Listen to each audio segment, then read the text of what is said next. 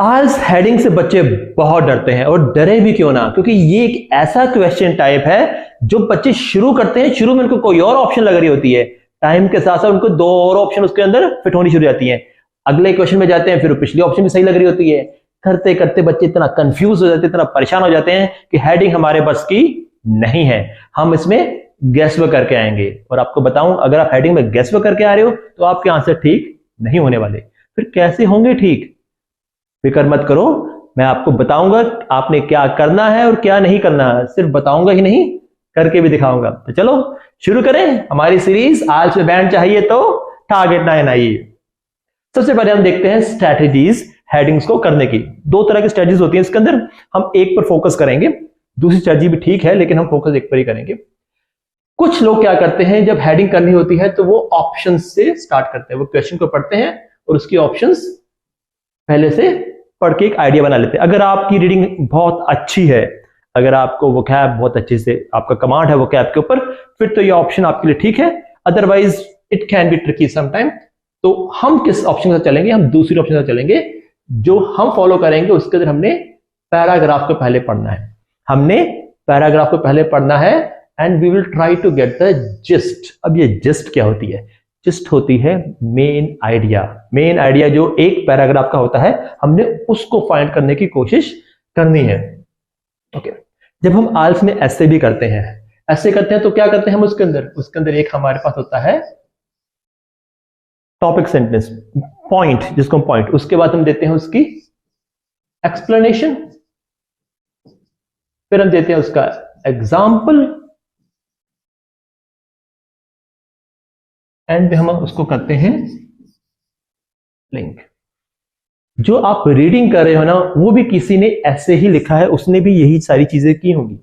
जब आप ऐसे लिखते हो, इन सब के लिए अलग तरह के वर्ड्स यूज होते हैं, अलग तरह के कैरेक्टर्स यूज होते हैं, वो आपको पता होने चाहिए जैसे आप ऐसे करते हो। अब हम देखेंगे क्या हम उस चीज को पता कर सकते हैं रीडिंग के अंदर कि नहीं कर सकते। चलिए शुरू करें। ओके, हमने पैराग्राफ पढ़ लिया, हमने टॉपिक सेंटेंस निकालना है, जिस निकालनी है उसकी, राइट। ओके, अब सेकंड पार्ट क्या है? जो सेकंड पार्ट है, अब हमने क्या करना है, हमने जिस निकाल ली उसकी अपने हिसाब से जो जिस निकलती है, अब हम जाएंगे क्वेश्चन के ऊपर। अब हम क्या करेंगे? अब हम क्वेश्चन के ऊपर जाएंगे और वहां पर यूज करेंगे हम एलिमिनेशन मेथड। एलिमिनेशन मेथड क्या होता है? एलिमिनेशन मेथड होता है कि जो आंसर सही नहीं है उसको हटा देने हैं। हम लोग क्या गलती करते हैं कि हम कोशिश करते हैं कि हम पहली बार में सही आंसर निकाल लें। हमारी कोशिश क्या होनी चाहिए? जो गलत आंसर है वो निकल जाए, ताकि जो लास्ट में जो कंफ्यूजन वाले आंसर है हम उनको निकाल लेंगे। और उनको निकालने के लिए हमें क्या करना पड़ेगा? जो हमने जिस निकाली है उससे हम उसको मैच करेंगे, राइट। ओके, अब कुछ चीजें जो आपने अपने ध्यान में रखनी है हेडिंग के अंदर, हर पैराग्राफ की एक ही हेडिंग होगी। हेडिंग क्वेश्चन और पीस है या पैराग्राफ कंटेनिंग क्वेश्चन के अंदर क्या फर्क है? उसके अंदर एक पैराग्राफ के अंदर दो आंसर हो सकते हैं, लेकिन इस केस में एक जो पैराग्राफ है उसकी सिर्फ एक ही हेडिंग होने वाली है, एक से ज्यादा नहीं हो सकती। अगर एक से ज्यादा आ रही है तो कहीं ना कहीं हमने कुछ ना कुछ गलत किया है। उसके बाद आप ये भी नहीं कह सकते कि हम एक ही आंसर को, जो ऑप्शन है उसको हम दो पैराग्राफ लगा देंगे। एक पैराग्राफ के आप एक से ज्यादा आंसर निकाल रहे होते हैं, या फिर एक ऑप्शन को हम दो एक से ज्यादा पैराग्राफ साथ रिलेट कर रहे होते हैं। ये दोनों चीजें हमने नहीं करनी। सर डाउट आ जाता है, हमें तो लगता है कि सारे आंसर ठीक है। जब भी डाउट होगा तो क्या करेंगे? हम उस ऑप्शन के लिए जाएंगे जिसका डिस्कशन ज्यादा किया गया है, right. So this is the strategy that we are going to do. First of all we will read the paragraph, try to find the gist, question पर जाएंगे, एलिमिनेशन मेथड यूज करेंगे, और किसी भी हाल में हमारे एक आंसर हमने एक से ज्यादा पैराग्राफ के ऊपर पुट नहीं करना है। जहां डाउट होगा वहां पे हम क्या करेंगे? हम देखेंगे किस चीज की ज्यादा बात की गई है, राइट। चलिए क्वेश्चन करके देखते हैं। ये रहा हमारा फर्स्ट पैराग्राफ, राइट। चलो, the concept of health holds different meanings for different people and group. तो क्या कह रहे हैं? जो हेल्थ का जो कॉन्सेप्ट है उसके अलग अलग लोगों के लिए अलग अलग मीनिंग है, right.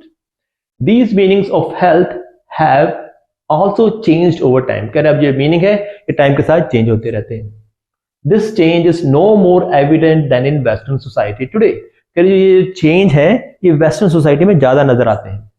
When notion of health and health promotion are being challenged and extended in new way. वो क्या कह रहे हैं कि यहाँ पे क्या हो रहा है कि जो हेल्थ के जो आइडियाज हैं उनको लोग चैलेंज कर रहे हैं और उनको बढ़ा रहे हैं। तो बेसिकली हमें क्या नजर आया, अब क्या जिस निकलेगी इसकी कि अलग अलग लोगों के पास हेल्थ के अलग अलग व्यूज होते हैं और जो चेंज हो रहा है हेल्थ का वो वेस्टर्न सोसाइटीज में ज्यादा हो रहा है, वहां पे वो एक्सटेंड हो रहे हैं। तो this is the main idea that we have in our mind. हमने खुद पढ़ के एक छोटी जिस्ट निकाल ली कि हेल्थ का मीनिंग चेंज हो रहा है और ये वेस्टर्न सोसाइटीज में ज्यादा हो रहा है। चलो अब ऑप्शन देखें।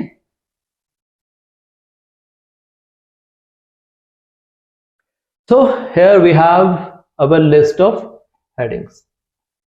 पहला ओटावा इंटरनेशनल कॉन्फ्रेंस। अच्छा, एलिमिनेशन मेथड लगाना है हमने। अब हमने क्या करना है, एलिमिनेशन मेथड। पहले आंसर नहीं ढूंढना है, पहले हमने एलिमिनेट करनी है वो ऑप्शन जो हमारी नहीं है। ओटावा इंटरनेशनल कॉन्फ्रेंस की कोई बात नहीं हुई इसके अंदर, ये हमारा आंसर नहीं है। Holistic approach to health, holistic का मतलब होता है सारी के साथ कुछ इंक्लूड करते हुए, किसी अप्रोच की बात उसमें नहीं हुई है। Primary importance of environmental factors, environment की कोई बात नहीं की गई है। Healthy lifestyle approach to health, lifestyle की बात नहीं हुई है। Changes of concepts of health in western societies, ये तो हुआ है वहां पर। अच्छा, कुछ बच्चे यहीं पर रुक जाएंगे कि आगे आंसर नहीं, आगे ऑप्शन भी देखने हैं हमने, right. Prevention of disease and illness, ये भी कोई बात नहीं हुई, तो ये हमारी ऑप्शन भी फिट नहीं होगी। ओटावा चार्टर, कोई बात नहीं हुई उसकी। Definition of health in medical term, no, किसी डेफिनेशन को उन्होंने नहीं दिया है। Socio ecological view of health, ये भी कोई बात हुई। तो यू कैन सी अगर हम एलिमिनेशन मेथड निकालते हैं तो हमारा आंसर कितनी जल्दी से आ जाएगा। नहीं तो अगर आप कीवर्ड मैच करने पे लगते तो आपने इसमें से कम 1 या 2 आंसर और निकाल लेने थे। अब यहाँ पे हमें किसी में डाउट आया ही नहीं है, राइट। तो we have got our answer. I hope आप सबका आंसर भी आ गया होगा। क्या है पैराग्राफ ए की कौन सी ऑप्शन फिट होगी? Answer is 5th, changes in concept of health in western society, right. Next question देखें। So here is our next paragraph. For much of recent Western history, health has been viewed in the physical sense only. कह रहे जो western history है उसमें health को सिर्फ physical sense में देखा जाता है। That is, good health has been connected to the smooth mechanical operation of the body, while ill health has been attributed to breakdown in machine. तो कह रहे हैं हेल्थ का मतलब क्या है कि आपकी बॉडी अच्छे से काम कर रही है, और गलत हेल्थ का मतलब क्या है, बॉडी में कोई ब्रेकडाउन है, कुछ कमी आ गई है।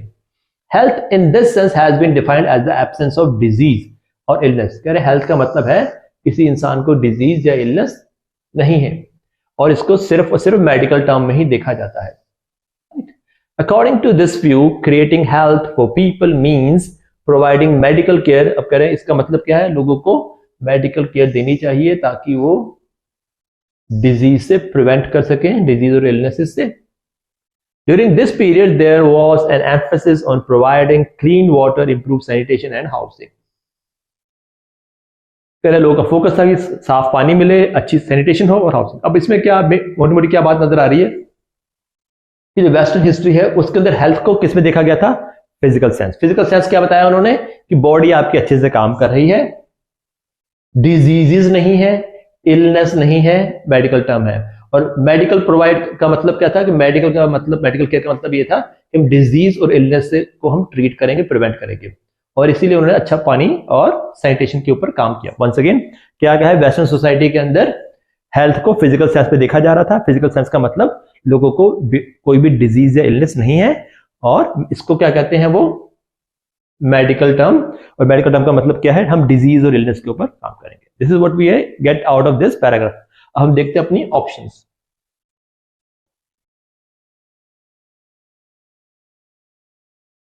ओके, हमने क्या करना है, हमने एलिमिनेशन मेथड ही यूज करना है। ओटावा इंटरनेशनल की बात हुई, कोई बात नहीं हुई। Holistic approach to health, overall वो तो सिर्फ मेडिकल टर्म में बात कर रहे हैं, होलिस्टिक की बात नहीं हुई यहाँ पे। Primary importance of environmental factor, ये हो सकता है वो सैनिटेशन वाले की बात कर सकते थे, तो it can be an answer. Healthy lifestyle, नहीं लाइफस्टाइल की कोई बात नहीं की उन्होंने। चेंजेस इन कॉन्सेप्ट ऑफ, अच्छा अब इसमें क्या है, वेस्टर्न सोसाइटी लिखा हुआ है।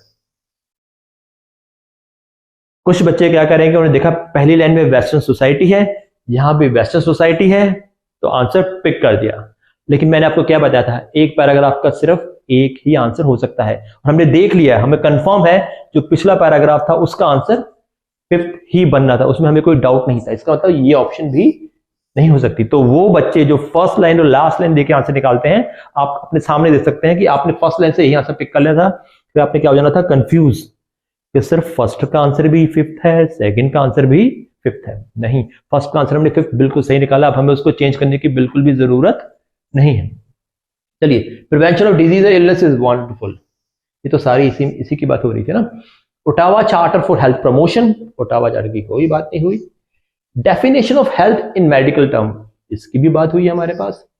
Socio ecological view of health, नहीं इसकी कोई बात नहीं। अब हमारे पास तीन ऑप्शंस आ गई हैं, कहां तो दो में कंफ्यूजन होती है, यहाँ पे तीन में कंफ्यूजन हो रही है। क्या है, एनवायरमेंटल फैक्टर की इंपॉर्टेंस, दूसरा क्या आ गया हमारे पास, डिजीज और इलनेस की प्रिवेंशन, और तीसरा क्या आ गया, definition of health in medical term. ये तीन चीजें हमारे पास आ गई। चलो एक बार फिर से देखते हैं पैराग्राफ को, इन तीनों में से कौन सी ऑप्शन फिट होने वाली है इसकी। For much of the western history health has been viewed in physical sense only, कह रहे जो हेल्थ है उसको हम फिजिकल सेंस में देखेंगे, ठीक है। This is good health has been connected to smooth mechanism of body while the ill health has been connected to break down in this machine. तो ये है फिजिकल सेंस वाला है, उसकी बात यहां तक हो रही है। Health in this sense is defined as the absence of disease and illnesses as is seen in medical term. According to this view, creating health for people mean providing medical care to treat people and illnesses.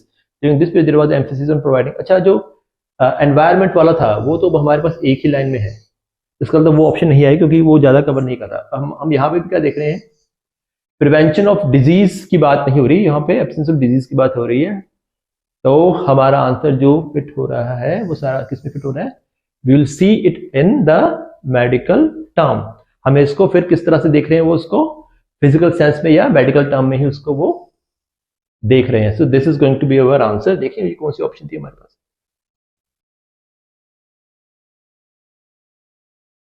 Okay, so I hope आपको अपना answer अब पता लग गया होगा कि हाँ medical term वाली कौन सी बात हो रही थी हमारी। लेट्स सी ये आंसर सही भी है कि नहीं। Okay fine, so this is our answer, definition of health in medical term. अब देखो हमारे पास यहाँ पर तीन में कंफ्यूजन आई थी हमें, एक एनवायरमेंटल फैक्टर की एक ही लाइन थी उसकी, उसके बाद प्रिवेंशन ऑफ डिजीज और इलनेस ये भी था हमारे पास, ये भी था। लेकिन जब हमने पैराग्राफ को देखा तो हमें पता लगा दिस इज द थिंग जो शुरू से लेकर लास्ट तक चलती गई। ये क्या थी उसकी एक्सप्लेनेशन, ये क्या थी उसकी एक्सप्लेनेशन, इसलिए ये आंसर हमारा नहीं आया। ठीक है, चलो let's move ahead, let's move to next paragraph. In the late 1940s, the World Health Organization challenged this physically and medically oriented view of health. Okay, one second. अब ये जो फर्स्ट लाइन है ना, इसमें क्या किया जा रहा है, पिछले पैराग्राफ की बात की जा रही है। इसमें क्या किया जा रहा है, पिछले, जैसे हम एडवांटेज डिसएडवांटेज वाला ऐसे लिखते हैं, जब हमने एडवांटेज वाला पैराग्राफ लिख लेते हैं, जब दूसरा शुरू करते हैं तो हम कैसे कहते हैं, though there are many advantages of this trend, comma, disadvantages cannot be ignored or disadvantages are also a concern। तो जो वो लाइन होती है वो हमारा पैराग्राफ नहीं बता रही होती, उससे पिछले से क्या बता रही होती है, कनेक्टिविटी। इसी तरह यहाँ पर भी है, यहाँ पे पहली लाइन क्या है, the late 1940 the world organisation challenges physically and medically oriented view of health. तो हम इसमें से तो हमें आंसर नहीं आएगा, ये तो पिछले वाले की बात कर रहा है। They stated that health is a complete state of physical, mental and social well-being and is not merely the absence of disease। अच्छा, ये पिछले वाले से ही आ गया। ये आइडिया इसका है, क्या है, हेल्थ है complete state of physical, mental and social wellbeing. कह रहे जो हेल्थ है वो कंप्लीट स्टेट, उसमें फिजिकल हेल्थ भी आनी चाहिए, मेंटल भी आनी चाहिए, सोशल भी आनी चाहिए, राइट। कंप्लीट सेंस है। Health and the person were seen more holistically। तो कह रहे हैं हम उसको होलिस्टिकली देखेंगे, उसको ओवरऑल कंप्लीट देखेंगे, जिसमें माइंड, बॉडी और स्पिरिट तीनों चीजें होनी चाहिए, सिर्फ फिजिकल नहीं होना चाहिए। वंस अगेन, अब ये पैराग्राफ में क्या बात है, कह रहे हैं हेल्थ को हमें होलिस्टिकली देखना पड़ेगा, कंप्लीटली देखना पड़ेगा, माइंड, बॉडी, स्पिरिट को भी लेके आना पड़ेगा, फिजिकल, मेंटल और सोशल वेलबींग को भी लेके आना पड़ेगा। So this is the main idea according to me. Let's see options क्या कहती है हमें। वंस अगेन, जब भी हम ऑप्शन देखेंगे हमने पहले एलिमिनेशन मेथड लगाना है। ओटावा नहीं, कोई बात नहीं ओटावा की। होलिस्टिक, ओ यस, होलिस्टिक तो वर्ड भी आया है वहां पर, ये तो डेफिनेटली हमारे माइंड में रहेगा। प्राइमरी इंपॉर्टेंस एनवायरमेंटल फैक्टर, कोई एनवायरमेंटल फैक्टर नहीं आए। लाइफस्टाइल की कोई बात नहीं हुई है यहाँ पर। Changes in concept of health in western society, ये हमारे में पहले आंसर आ रखा है, वैसे भी इसकी कोई बात नहीं हुई है। Prevention of disease illnesses, no. Ottawa charter, no. Definition of health in medical term, उसके तो अगेंस्ट जा रहा है, कह रहा है पहले ये हुआ था अब हम नया लेके आएंगे, ये भी नहीं है। Socio ecological view of health, ये हो सकता है उसमें कुछ सोशल वाली बात उन्होंने की थी। अब हमारे पास दो ऑप्शन आ गई है, सोशियो इकोलॉजिकल व्यू और दूसरा क्या है हमारे पास, होलिस्टिक अप्रोच टू हेल्थ। ये दो ऑप्शन है जो हमें कंफ्यूज करिए, हम वापस जाके देखेंगे इन दोनों में से कौन सी लगनी है। देखा, जब एलिमिनेशन मेथड लगाते हैं तो बहुत सारा जो क्लटर है वो क्लियर हो जाता है, ठीक है। और एलिमिनेशन मेथड आप तभी लगा सकते हैं अगर आपने जिस ढूंढने की कोशिश की होगी, नहीं तो नहीं लगने वाला ये। चलिए लेट्स गो बैक। अब हमें क्या चेक करना है, होलिस्टिक अप्रोच और सोशियो इकोलॉजिकल व्यू, किसकी ज्यादा बात हुई। Okay, in the late 1940s, चलो पहली लाइन तो वैसे भी हमारी पिछले पैराग्राफ से थी। They stated the health is complete state of physical, completion आ रहा है। सोशल, अच्छा सोशल इकोलॉज, वहां पे क्या लिखा है, सोशियो इकोलॉजिकल। सोशल की तो बात हुई है यहां पर, है ना, लेकिन इकोलॉजिकल की बात यहां पर नहीं हुई है। होलिस्टिक तो खैर ये भी होलिस्टिक की बात कर रहा है और ये भी होलिस्टिक की बात कर रहा है, तो हमें नजर आ रहा है कि पैराग्राफ ज्यादा बात किसकी कर रहा है, वो जो होलिस्टिकल व्यू था हमारा, होलिस्टिक व्यू। तो कौन सी ऑप्शन होगी हमारी,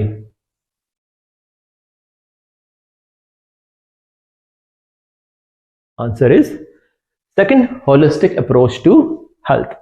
आई होप आपको यहां तक क्लियर हो रहा होगा, जो हम बता रहे हैं आपको नजर भी आ रहा होगा कैसे किया जा रहा है। एंड वन मोर थिंग, ये जो ये रीडिंग मैंने पिक की है ये डिफिकल्ट में से है, बच्चे घबरा जाते हैं इसको देखकर। आप देख रहे हो हम जैसे निकाल रहे हैं तो निकल रहा होगा। अगर आपको फिर भी कोई डाउट आते हैं please feel free to comment करके लिखो, हमें बताओ सर ये मेरे को प्रॉब्लम आती है, राइट। चलिए नेक्स्ट पैराग्राफ देखें। Oh my God, this is a very big paragraph, काफी बड़ा पैराग्राफ आ गया हमारे पास। देखें ये हमें तंग करता है कि नहीं करता। The 1970s was a time of focusing on prevention of disease and illness by emphasizing on the importance of lifestyle and behavior of individual। कह रहे ये कौन सा टाइम था जब लाइफस्टाइल और बिहेवियर पे ज्यादा फोकस करना होगा। किस पे फोकस करना पड़ेगा हमें, लाइफस्टाइल और बिहेवियर पर। तो ये हमारा मेन आइडिया से नजर आ रहा है। Specific behavior which were seen to increase the risk of disease such as smoking, fitness, unhealthy eating were targeted। अब बता रहे हैं बिहेवियर क्या किया उन्होंने, एक्सप्लेन किया है। जैसे ऐसे हम करते हैं ना टॉपिक सेंटेंस एक्सप्लेनेशन, ये क्या है, बिहेवियर की एक्सप्लेनेशन है।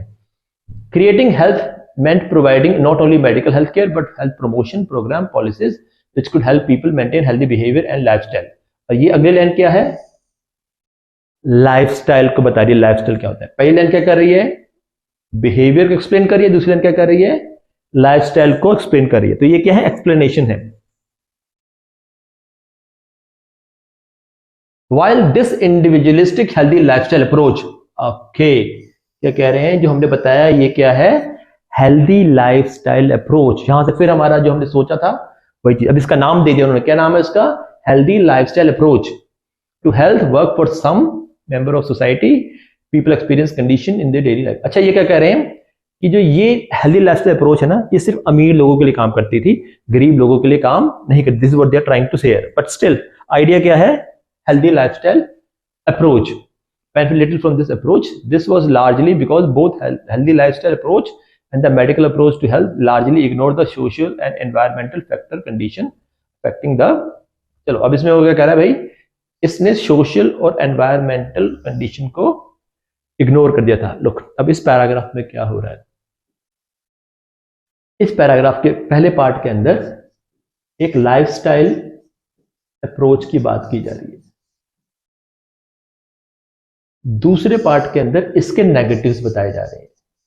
क्या किए जा रहे हैं, इसके नेगेटिव बताए जा रहे हैं। यहां तक उन्होंने क्या किया बताया, हेल्दी लाइफस्टाइल अप्रोच क्या थी, इसमें क्या बताया उन्होंने, उसके नेगेटिव्स क्या होते हैं। अब देखो यहाँ पे मैं कोई बहुत ज्यादा डिटेल में नहीं पढ़ रहा हूँ कि वर्ड बाय वर्ड एक एक सेंटेंस का मैंने मीनिंग निकालना है, सिर्फ हम वो देख रहे हैं कि उसकी जिस्ट क्या होगी। हमारा फोकस सिर्फ जिस्ट निकालने पर है, मेन आइडिया निकालने पर है, हम वर्ड बाय वर्ड नहीं समझ रहे। ठीक है, अब इससे क्या पता लगा, इस सारा जो पैराग्राफ है ना, बेसिकली ये बात किसकी कर रहा है, ये हेल्दी लाइफस्टाइल अप्रोच की बात कर रहा है। और हमें तंग करने के लिए, हमें परेशान करने के लिए उन्होंने क्या किया, यहाँ पर ना सोशल और एनवायरमेंटल वर्ड भी यूज किए हैं, जबकि ये बेसिकली इसको इग्नोर कर रहे हैं। ये क्या है, उसके नेगेटिव। ये वर्ड इन्होंने क्यों डाले हैं यहाँ पर, ये वर्ड इन्होंने इसलिए डाले हैं ताकि आप इसमें ट्रैप हो जाओ। देखो यहाँ पर है ना, ये किस में डाले उन्होंने, सबसे लास्ट में। कुछ बच्चे ये सोच के चलते हैं हेडिंग कैसे निकालनी है, फर्स्ट लाइन लास्ट लाइन पढ़ो आंसर आ जाएगा। उनको भी पता है कि आप ये चीज करने वाले हो, तो लास्ट में बड़े बड़े अक्षरों में लिख दिया सोशल और एनवायरमेंटल, और हमारे पास ऑप्शन भी है वहां पर सोशल और एनवायरमेंटल। तो हमने इससे ट्रैप नहीं होना। हमने जिस्ट क्या है भाई, हेल्दी लाइफस्टाइल की बात कर रहे हैं, पहले बता रहे हैं वो होता क्या है, आगे बता रहे हैं कि उसके नेगेटिव क्या क्या है। चलिए देखिए हमारे पास ऑप्शंस क्या आती हैं। अगेन क्या करेंगे हम, एलिमिनेशन मेथड यूज करेंगे पहले। एलिमिनेशन मेथड क्या कहता है हमें, ओटावा ना जी, कोई बात नहीं ओटावा की, ये आंसर तो हमारा पहले ही आ चुका है। एनवायरमेंटल फैक्टर, हम नहीं फंसने वाले, हमें पता है वो लाइन उन्होंने क्यों लिखी है, ताकि वो हमें ट्रैप कर सके इस एनवायरमेंटल फैक्टर के अंदर। This is also not the answer. वैसे भी सिर्फ लास्ट लाइन में इसकी बात की गई, ऊपर की बात ही नहीं की गई। अगर आप अपना दूसरा तरीका भी लगाते हैं जिसमें देखना है पैराग्राफ में ज्यादा किस चीज की बात की गई है, तो उसमें भी ये फिट नहीं होता, सिर्फ एक ही लाइन इसकी बात की गई है। हेल्दी लाइफस्टाइल अप्रोच, ओ डेफिनेटली यही तो आंसर बनना ही है हमारा। ठीक है, change in concept western society, sorry ये हमारा आंसर आ चुका है। प्रिवेंशन डिजीज इलनेसेस, कोई बात नहीं हुई। ओटावा, कोई ओटावा की बात नहीं की इन्होंने। मेडिकल टर्म पहले वाला पैराग्राफ का था, ये नहीं है। सोशियो इकोलॉजिकल व्यू, ये उन्होंने क्यों लिखा ये वर्ड, ताकि वो हमें ट्रैप कर सके। सोशल वर्ड लिखा उन्होंने लास्ट में, ताकि या तो आप ये पिक कर लो, कहाँ गया वो हमारा एनवायरमेंटल वाला, या ये पिक कर लो। क्योंकि जो बच्चे सारा पैराग्राफ नहीं पढ़ना चाहते, जिस निकालने की जहमत नहीं उठाते, वो या तो इसको पिक कराएंगे या फिर इसको पिक कराएंगे। आंसर क्या बनना चाहिए हमारा,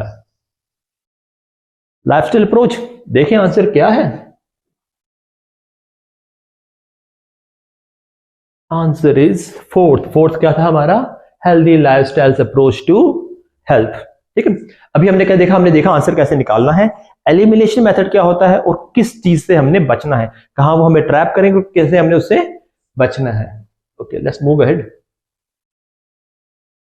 okay, again a big paragraph, काफी बड़ा साइज है। अच्छा, पैराग्राफ का साइज देखे हमने डरना नहीं है, आपने देख ही लिया पिछले पैराग्राफ के अंदर, साइज बड़ा होने से हमें कोई टेंशन नहीं होनी चाहिए।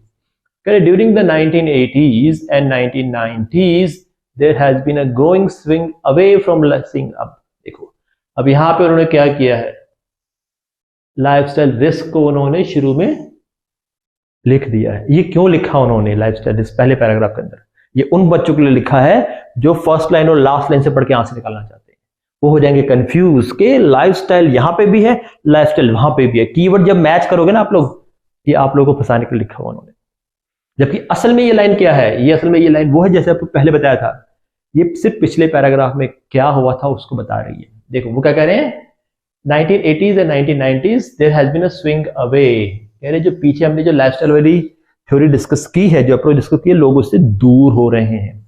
वो कह रहे हैं पिछले पैराग्राफ के बाद अब खत्म होगी, जिसका मतलब इससे तो आंसर नहीं आएगा हमारा। क्यों, क्योंकि वो उससे क्या हो रहे हैं, दूर हो रहे हैं। फिर उन्होंने ये लाइन क्यों लिखी सबसे पहले, जबकि हम तो टॉपिक सेंटेंस लिखते हैं पहले, उन्होंने इसलिए लिखी ताकि वो बच्चे जो फर्स्ट लास्ट लाइन से आंसर ढूंढ रहे हैं या जो कीवर्ड्स मैच कर रहे हैं, वो यहाँ पे ट्रैप हो जाए और अपना आंसर गलत लिख दे। लेकिन हम तो नहीं होंगे, क्योंकि हम जिस निकालेंगे और कीवर्ड मैच करेंगे, सॉरी एलिमिनेशन मेथड यूज करेंगे, कीवर्ड मैच करेंगे, हम कीवर्ड मैच करने वाली टेक्निक यहाँ पर नहीं यूज करने वाले। चलिए अब हम देखें, while lifestyle factors still remain important, कह रहे ये फैक्टर इंपॉर्टेंट है, health is being viewed also in term of social, economic and environmental context.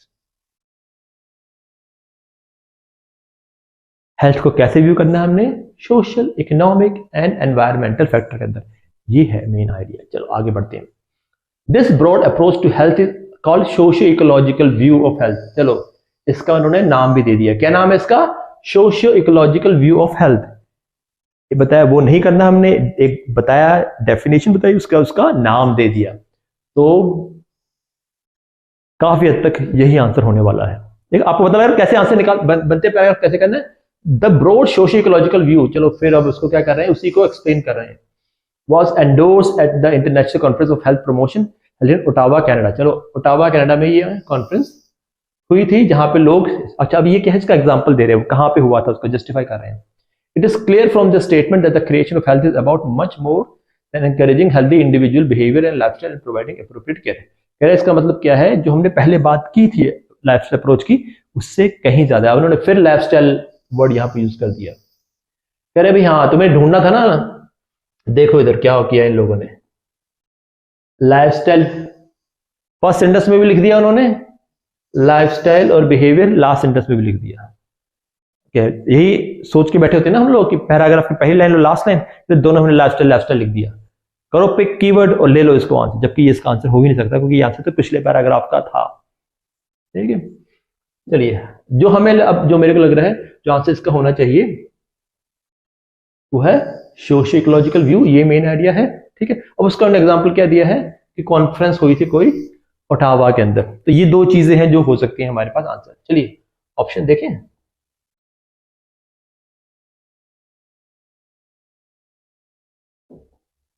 Wonderful, Ottawa international conference on health promotion, ये हो जाएगा हमारा। होलिस्टिक अप्रोच नहीं हो सकता। Prime importance environmental factor no. Lifestyle no. Concept of western society no. No. Ottawa charter for health promotion ये भी हो सकता है। Definition of health in no. Socio ecological view, ये तो खैर मेरे को साफ साफ लग रहा है कि ये होना चाहिए क्योंकि इसी को एक्सप्लेन किया गया था। अब फिर भी हमारे पास तीन ऑप्शन आ गई हैं। तो आगे ओटावा कॉन्फ्रेंस और दूसरी क्या है ओटावा चार्टर, उसके बाद क्या है सोशियो इकोलॉजिकल व्यू। अब हम फिर से पैराग्राफ में जाएंगे, भैया हमें कंफ्यूज कर रही है तीनों ऑप्शन, क्या आंसर होना चाहिए इसका।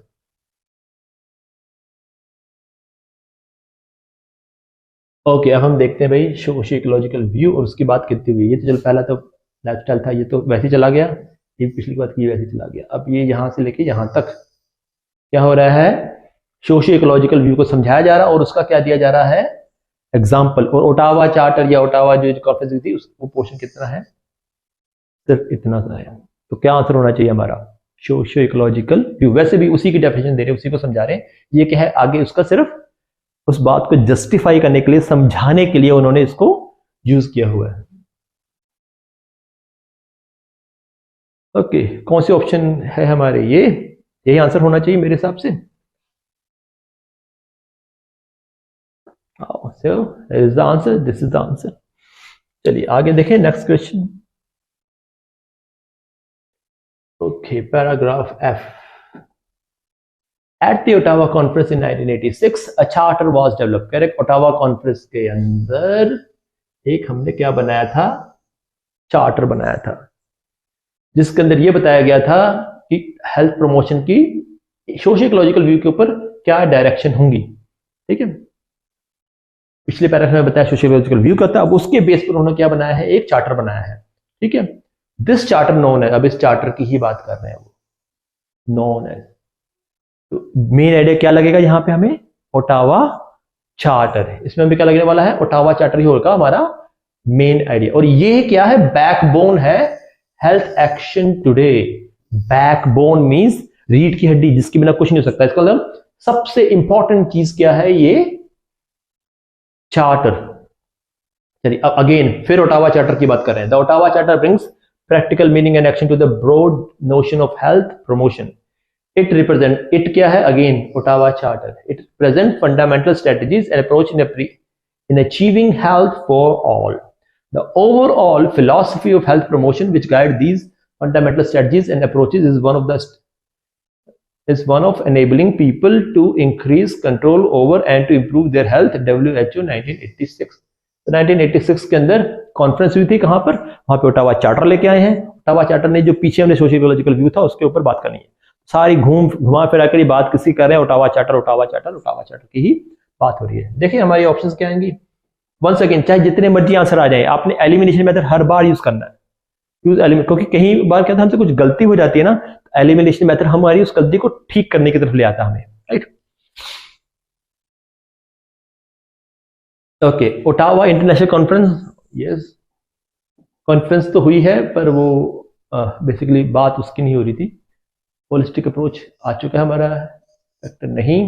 लाइफस्टाइल की बात नहीं हुई इसके अंदर, कॉन्सेप्ट ऑफ सोसाइटी नहीं हुआ है इसके अंदर, डिजीज इलनेस नहीं हुए हैं। Ottawa charter yes, definition health in medical term no. Socio ecological view पिछले पैराग्राफ का आंसर था, दूसरा इसमें सिर्फ पहली लाइन में बताया गया, उसको हमने कैसे कर लेके आना है, तो ये वैसे नहीं हो रहा। अब कंफ्यूजन कहाँ डाली उन्होंने, यहाँ पे कहाँ कंफ्यूज किया उन्होंने कहा भी कॉन्फ्रेंस की बात भी कर दी हमने और वो भी कर दिया, क्या कहते हैं, चार्टर की बात भी कर दी। अब ढूंढो इन दोनों में से कौन सा आंसर होगा हेडिंग, यहाँ कंफ्यूज करेंगे, ये उन्होंने तरीका ढूंढा है आपको कंफ्यूज करने के लिए। चलो हम वापस जाते हैं, देखते हैं पैराग्राफ पे क्या ऑप्शन होनी चाहिए हमारी। ओटावा कॉन्फ्रेंस में चार्टर बना, अब हम देखें क्या ओटावा कॉन्फ्रेंस को डिस्कस किया उसके अंदर? नहीं, उन्होंने चार्टर को डिस्कस किया। चार्टर किस बेस पे बना? ये चार्टर बैकबोन है, ये चार्टर ये करेगा फ्यूचर के अंदर, इसने फिलोसफी को ऐसे चेंज कर दिया। लास्ट में क्या कह दिया कि यहाँ पे जो WHO ने 1986 में इस चार्टर को इंपॉर्टेंट बताया है। तो क्या नजर आ रहा है हमें, एक लाइन में उन्होंने बात की कॉन्फ्रेंस की, बाकी सब जगह पे कह रहे charter charter charter charter charter. क्या आंसर होना चाहिए हमारा?